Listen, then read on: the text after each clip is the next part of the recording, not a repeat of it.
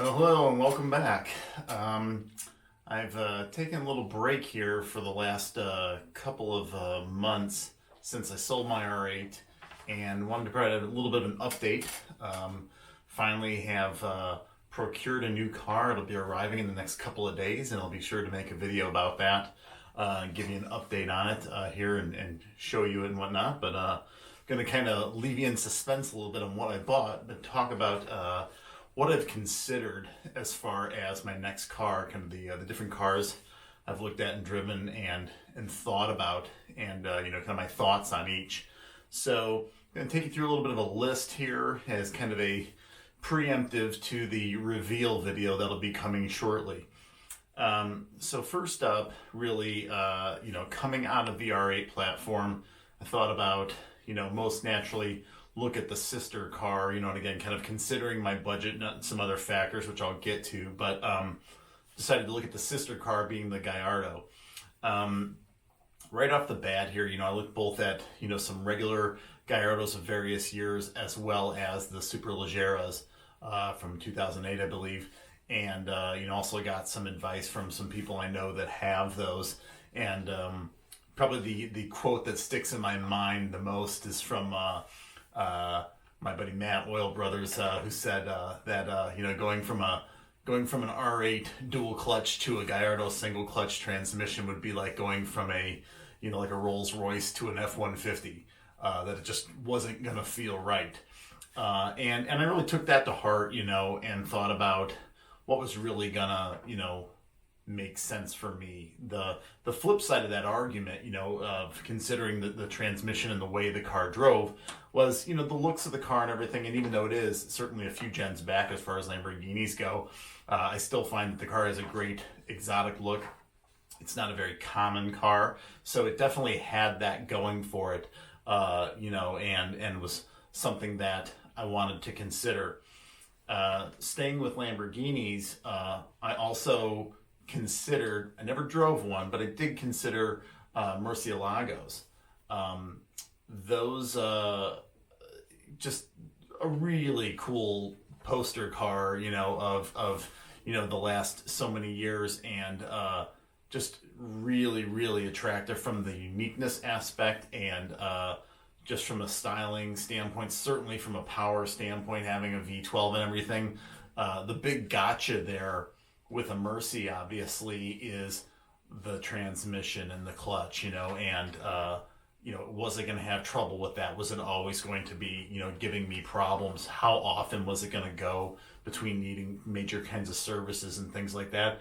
And I'll be honest, that's a little scary to me, considering that. So, that was another car that was, up for consideration. Moving on, I've got some friends that have McLarens. Very cool looking cars. My buddy Sean's got a 570S, which I think is really great looking. And I did consider 570S as a little bit, certainly reaching the top of my budget, certainly if not going over a little bit there, looking at used 570Ss. But a pretty slamming looking car, and I thought like, hey, it's worth consideration. But what also came along, as I was looking at McLarens, was the 650S, which is the direct predecessor to the 720.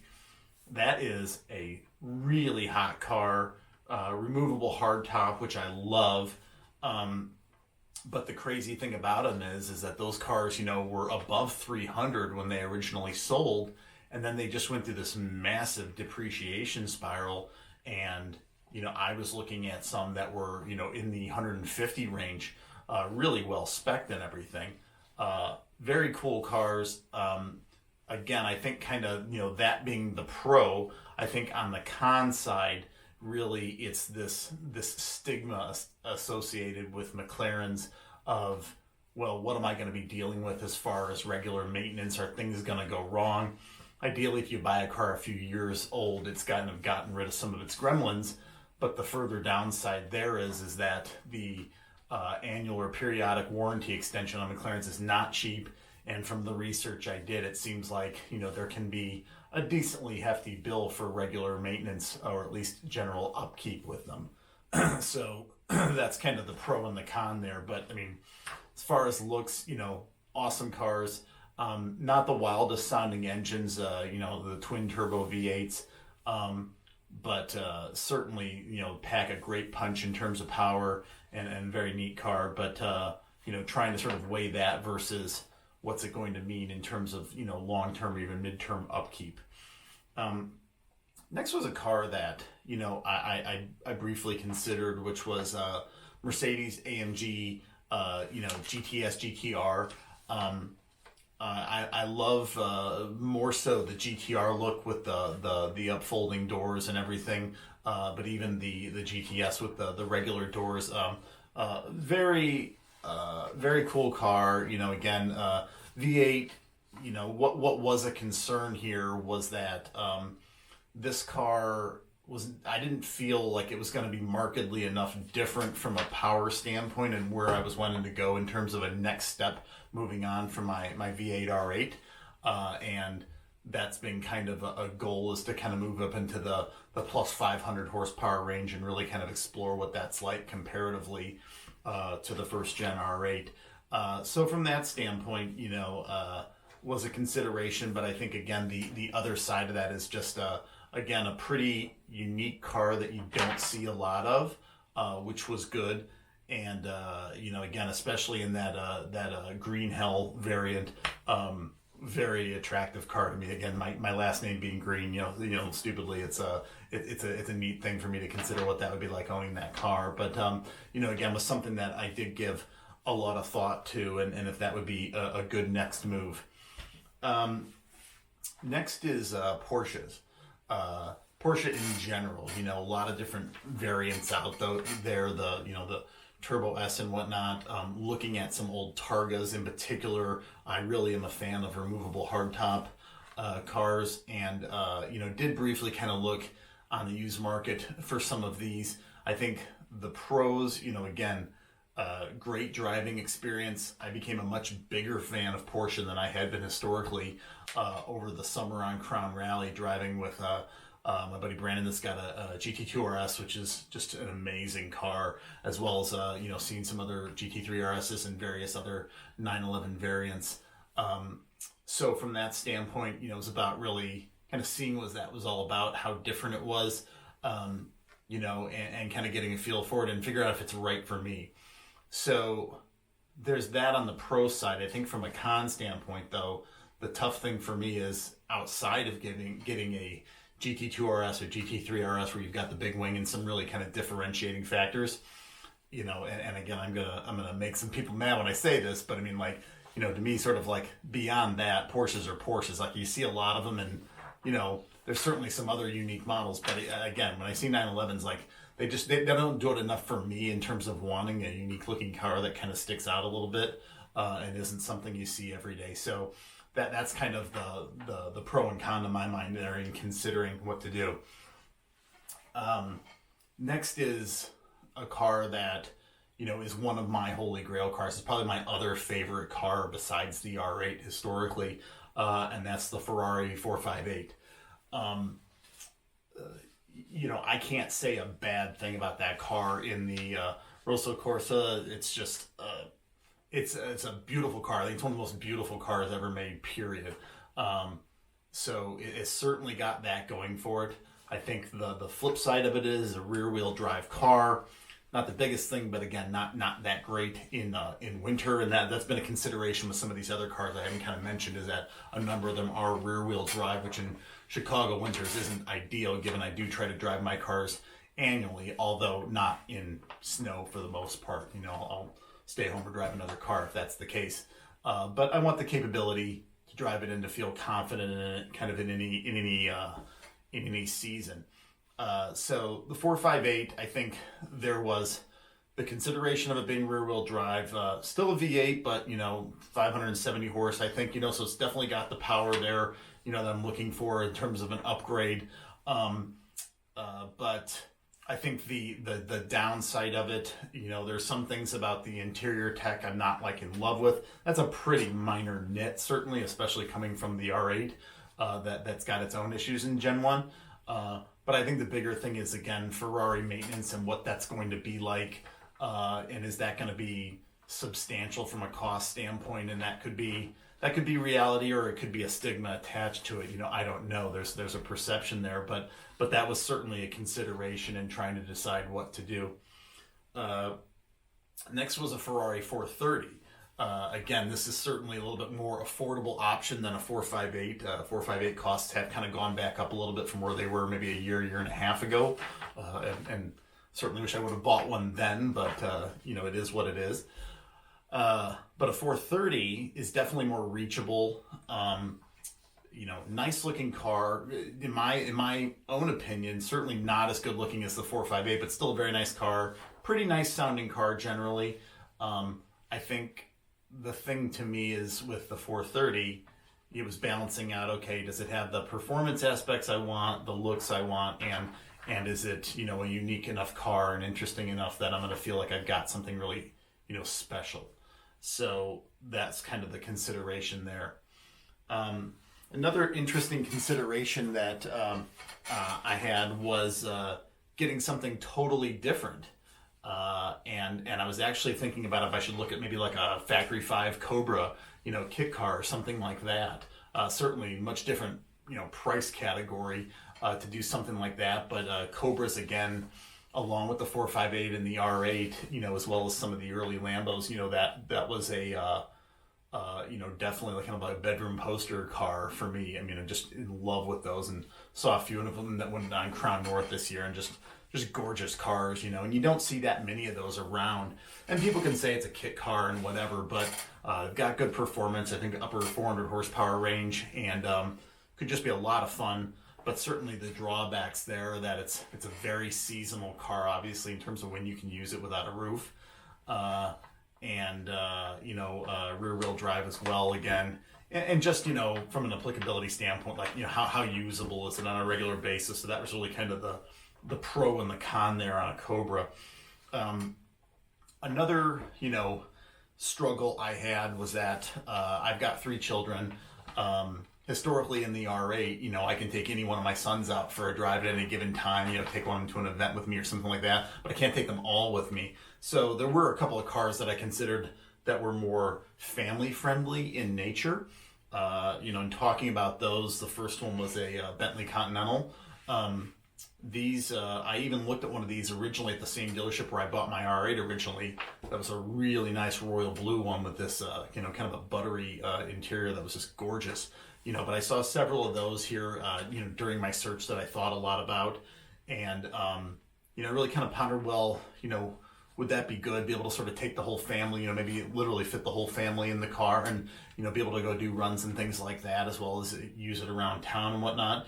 And so that was a really attractive option for me. I think the con of that car, again, is, do I feel like it's a really unique and special car, for what I want, and kind of for, kind of what I want to use it for. And I think, ultimately it's just kind of, thinking about, like, is it also the right type of car for what I'm looking for, and I think as I talked through a few of these other, kind of more family-friendly cars, it really came down to, okay, I've got SUVs, I've got ways to transport the kids, and, is that really what I want to do? So, again, kind of a pro and con there. Do I want something family-friendly and I can sort of bridge both sides of, utility and fun, or do I want to keep those two things very separate? Another car like this was the Ferrari FF. This is the kind of the pregnant Ferrari, kind of akin to like a Panamera type of style, longer, hatchback Ferrari.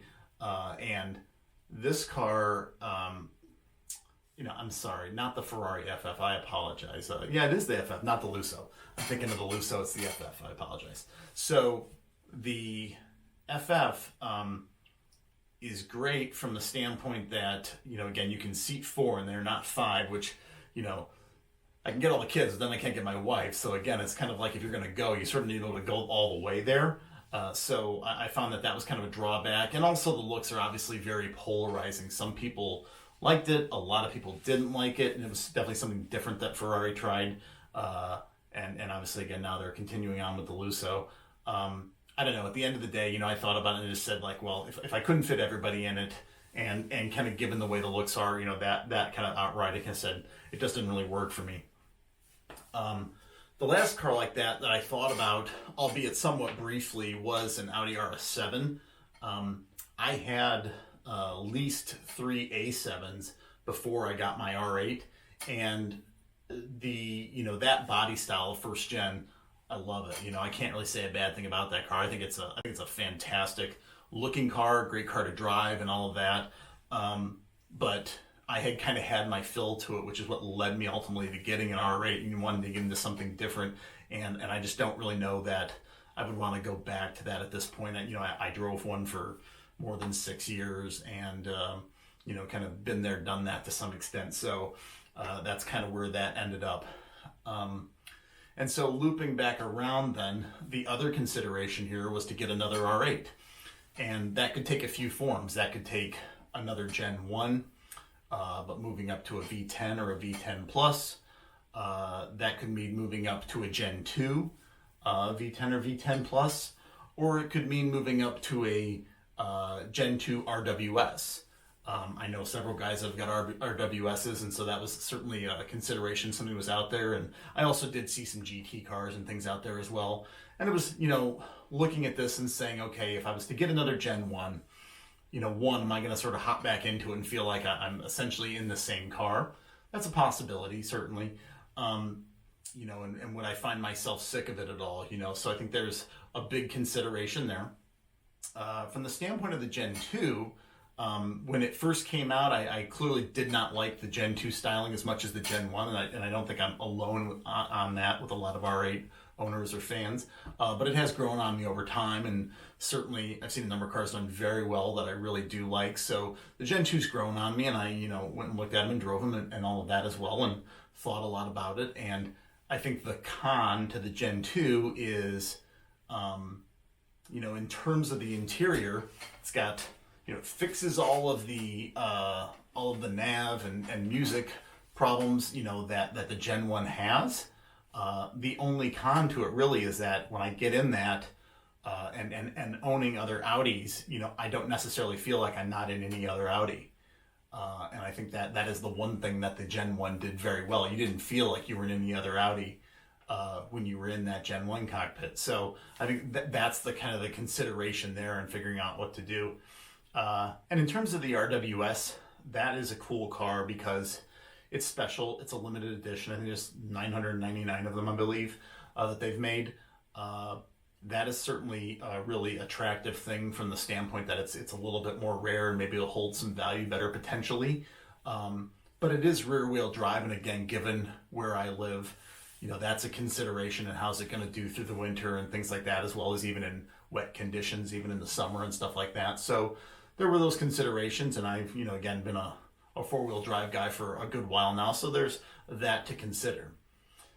So that's really the field of cars that I've considered, and one of those is what I've chosen, and I don't think I've given it away, but maybe I have. Maybe you figure out, maybe you don't. But there's a couple of cars that I didn't consider that might be notable absences on the list. Number one is a Tesla. I don't have anything against Tesla. I like what they're doing. I think they're a great company, and I think Elon Musk is a really cool and smart guy. I think the biggest factor here is I own an Audi e-tron now. I'm enjoying it. I've got a 3-month review video coming out on my e-tron here very shortly that I'll share. But I guess I just kind of feel, again, like I'm seeing a lot of those out on the road, and I kind of want something. I want something special and unique. Certainly more unique than a Tesla is now. They are becoming, very, very popular, very proliferated, and I'm just looking for something that kind of, speaks to my personality and to me, and is a little bit more unique on the road. So there's that. Along the same lines is a Corvette. C7 Corvettes are a total steal right now, and are only going to get to be better deals as the C8 comes out. Again, having gone on Crown Rally this past summer and driving with a number of C7 Corvettes, both Z06s and other variants, those cars, I mean, I have a very much a newfound respect for their capabilities. They are fantastic. They're great looking cars. Perform very well, certainly very fast. I have nothing bad to say about them. But again, for me, it's really just a uniqueness thing. There's so many Corvettes out there, and again, that's not really what I'm looking for. I'm not looking to get a car that everybody else has. In terms of the C8, if I'm being honest, just from a timing standpoint, I really don't want to wait to get a car, frankly. And anytime you're getting a first gen car, you're certainly taking a little bit of a chance there. But particularly in this case, this car is completely re-engineered, obviously, from any previous Corvette, given they've gone to the mid-engine design right now. And, we'll have to see how those perform long term. Certainly the reviews and things have been positive on them here up front, but who knows what that's going to be like long term. So I think that I didn't necessarily want to take that chance at this point, and I'd rather see how that plays out and get to know the car better. But I think in the meantime, again, I think there'll be a big wave of those coming out as well. And so I was just very much more thinking, I kind of want to do my own thing and have something that works for me. Now, kind of recapping, I guess, in terms of the factors that led to my decision, as I mentioned, living in the Chicago area, thinking about rear-wheel drive versus all-wheel drive was a big consideration, and how it's going to perform in the winter, how it's going to perform in the wet, and just making sure I stay planted and feel secure in the car. Maintenance cost was a huge one. Thinking about what upkeep's going to look like for the car and how manageable that's going to be. Things like the Mercy, certainly thinking about the Ferraris or the McLarens, like this is a big consideration, is thinking, and a friend of mine also put it very well. I might be able to afford to buy the car, but can I afford to own the car? And so there's that consideration. Reliability is another big one. And again, this is like the huge question mark with McLarens, for instance. I talked to as many people that have had great experiences with them as I have people that have said, well, I did have to do this and do that, do that, and do that, and I had this problem, and I had to go back into the shop, and da-da-da-da-da. And even some people that talked very fondly of the car, even though it had, some reliability issues. Well, I mean, I suppose I could tolerate some level of that. I want to buy the car to use it. I don't want it to be in the shop all the time. So there's certainly that. Looks is a tremendously important factor, obviously.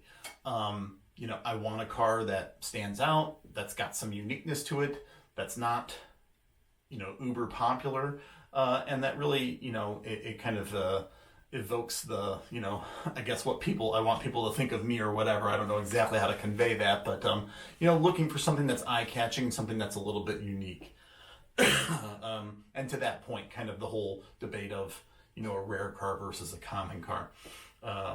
As I also mentioned, from a powertrain standpoint, again, coming out of a car with roughly 430 horsepower or so, wanted to kind of get up into that 500 plus range and really kind of see what that difference felt like. Despite all of the fast cars and cool cars I've hung out with, I've really never driven a lot of other exotic cars beyond my R8. So from that standpoint, it was about figuring out, kind of what else is out there, what does that power feel like, what is the the difference in transmission types and things feel like, and just really experiencing it and figure out like kind of what's best for me. Another thing is considering warranty. Maybe kind of looking back at the old R8, the main factors that caused me to sell my car were the fact that I had hit 36,000 miles on it, which isn't a lot, but is not a little either. And I was out of warranty for well over a year already at that point. And it became concerning that if I hit any major mechanical issues, that was all going to be out of pocket, and I'm not made of money. So, I mean, it was definitely a consideration. Can I get into something safer perhaps? And if I was to buy something newer, only a couple of years old, I'd still be under factory warranty. And so that was another consideration. Another thing is whether I buy the car from a dealer or a private party. It's less to do, obviously, with the type of car and more to just do with the particular circumstance of whichever one I might find. And certainly just some tax benefits there to finding a private party car versus buying one through a dealer. But the flip side of that, obviously, is that, you have to be able to trust who you're buying it from and know that the car is in good shape and is sound and has been maintained well. And you lose a little bit of that peace of mind that you have buying a car from a dealer, although plenty of people have horror stories from dealers too. So I guess that's it's kind of a which angle you look at that from. Final thing is mods and extras that might be on any given car that I was looking at. And this can be something as simple as, does the car have PPF on it? Does the car, is the car already ceramic coated? Does it have custom wheels? Does it have extra carbon fiber trim or a wing or enhanced stereo system, radar? All of these things are considerations to say, well, if those are things I want to do anyway, while traditionally a dealer doesn't care about those things when they take a car in and then they try to resell it, but as the person buying it to use it functionally, and if those are mods that are important to me, how does that help me decide that that might be the right car for me? Even if it's maybe not the favorite car of the ones I'm looking at, it might be in particular the right car for me because of those other factors, again considering the financial outlay to get any particular car I want to that point, in terms of equivalency. So anyway, that's the set of cars that I considered in my shopping here over the last couple of months. The car is going to be picked up tonight from its location and shipped here, and should be here within the next couple of days. I am beyond excited, and I'll be putting on another video here shortly to show the reveal of it as it rolls off the truck, and get some winter tires put on it, and get it out on the Chicago area streets and go out and have some fun. Because I've been driving SUVs for the last 2 months, so I'm ready for something in a fun car. So that's what's going on. More updates to come, and as I said, I'll be putting out a 3-month e-tron review video here shortly, as well as that reveal video on the car. And I've got a lot of plans, as everybody always says with any new exotic or semi-exotic car that they're getting. I've got a lot of plans, a lot of things I want to do to it. So certainly more content to come, both in terms of getting the car to the spec I wanted it at, as well as other types of events and drives that we'll be doing with our group of friends here in the area, and a lot of big things planned for this year with a lot of my friends, and a lot of new friends I'm sure we'll meet along the way. But had a blast last year. It was a great driving season, and I think it's going to be even better this year. And we're gearing up, and I'm getting ready, and having the car is the most important part of that. So looking forward to it. So talk to you guys soon.